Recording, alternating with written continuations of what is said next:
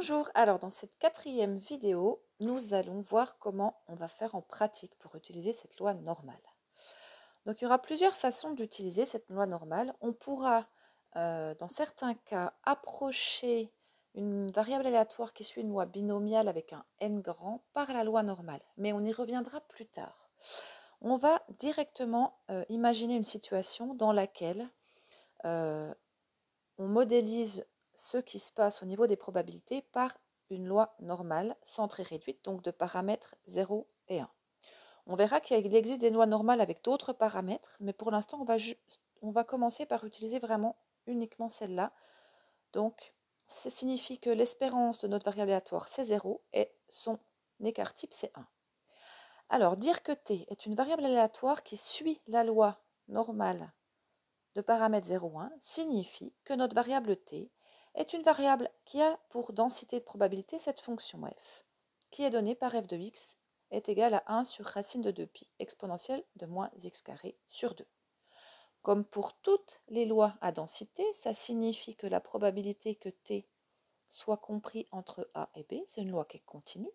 Donc si vous avez un intervalle AB qui est par exemple comme ça, la probabilité que t se trouve entre a et b, ça sera l'intégrale entre a et b de f de x dx.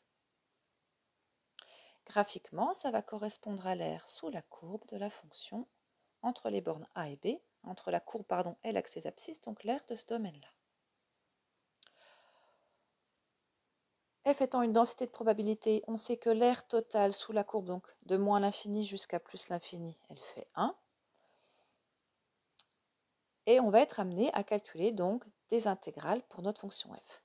Sauf que si on regarde bien la fonction f, vous pourrez voir que dans l'exponentielle, on a du moins x carré sur 2.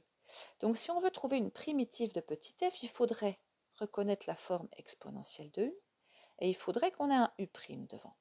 Or, un u', ça veut dire une expression dans laquelle il y a du x, et on n'en a pas. Et on ne pourra pas la faire apparaître. Donc en fait, vous ne saurez pas trouver une primitive de petit f. Alors vous allez me dire, oui, mais alors si on ne sait pas trouver de primitive, comment on va faire pour calculer nos intégrales? Eh bien en fait, c'est la calculatrice qui va le faire pour vous. Alors, on va voir sur un exemple. Si je cherche à calculer la probabilité que t soit compris entre moins 1 et 2, où t est une variable aléatoire qui suit la loi normale de paramètre 0,1, eh bien, je cherche à calculer l'intégrale entre moins 1 et 2 de f de x dx. Et on va aller dans la calculatrice chercher la fonctionnalité qui va nous donner directement le résultat. Alors, pour les Casio, vous allez aller dans Options. Je vais le faire en même temps que vous, donc dans Options. Ici, Stat, Dist, pour distribution. Et donc, on avait la loi binomiale, si vous vous souvenez ici. Et là, on va aller chercher notre loi normale qui est là. Donc, j'appuie sur F1. Et vous avez deux choses qui vont même les trois vont nous intéresser. NPD, NCD et inverse N, qui va nous servir à inverser la loi normale. Alors, nous, on veut calculer la probabilité que t soit entre moins 1 et 2. Donc, il s'agit en fait d'une probabilité si on veut cumuler, puisque entre deux bornes, et on veut cumuler tout ce qui est entre les deux. Donc, on va écrire NCD. Pardon, j'ai appuyé où il ne fallait pas.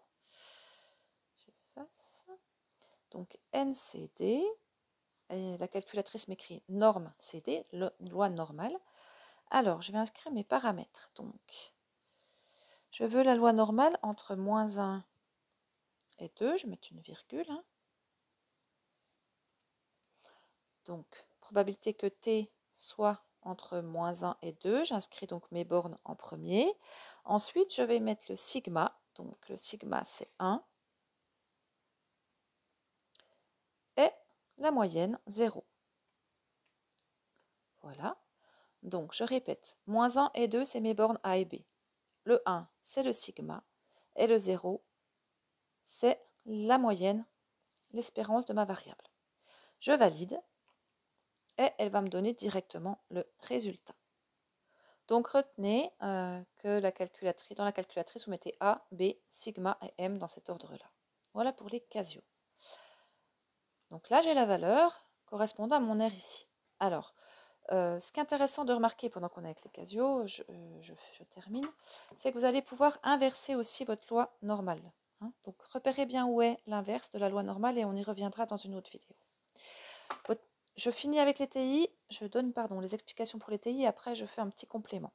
Parce que votre calculatrice ne va vous donner que la probabilité entre deux bornes. Donc si vous cherchez une autre probabilité, on va voir comment se débrouiller, mais peut-être je le ferai dans une autre vidéo.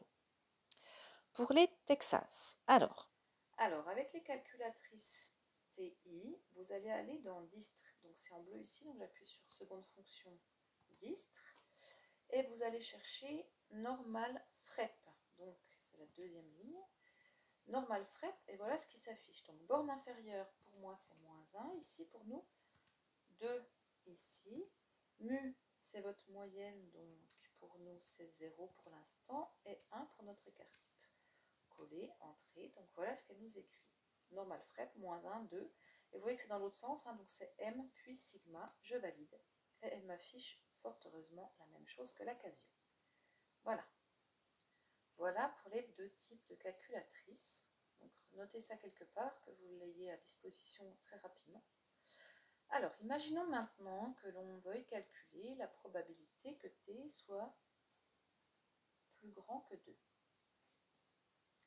Il va falloir systématiquement, je pense, vous faire un petit dessin parce que ça va beaucoup vous aider. Donc je dessine, approximativement, elle n'est pas très jolie mais on s'en fiche, la densité de probabilité associée à ma loi normale centrée réduite. Et donc, on a 0 ici. Je vais chercher quelle est la probabilité que t soit plus grand que 2.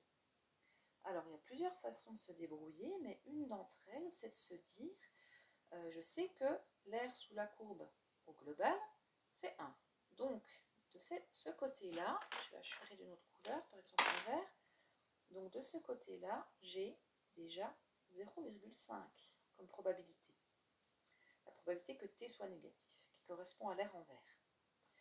Et donc, dans la partie de l'autre côté, complète, j'aurai aussi 0,5. La probabilité que t soit positif, elle vaut 0,5. Donc, si je cherche la probabilité que t soit plus grand que 2, je vais pouvoir l'obtenir en disant que c'est 0,5, donc l'air total sur cette moitié, moins l'air entre 0 et 2 que la calculatrice va me donner, moins la probabilité que t soit entre 0 et 2. Et celle-là, je vais la calculer à l'aide de la calculatrice. Donc en fait, vous allez toujours pouvoir vous débrouiller pour vous ramener une probabilité entre deux bornes A et B et la calculer à la calculatrice. J'aurais pu aussi utiliser une autre petite astuce. Moi, je préfère quand même ça parce que là, vous êtes avec des valeurs exactes. Dans certains manuels, on vous dit que la probabilité que t soit plus grand que 2, vous allez pouvoir l'approcher par la probabilité que t soit entre 2 et une très grande puissance de 10. Je crois qu'ils disent 10 puissance 99 dans vos calculatrices. Si vous le notez comme ça, vous aurez une très bonne valeur approchée. Voilà, donc vous ferez comme vous voulez. Voilà, je m'arrête là pour cette dernière vidéo de méthode.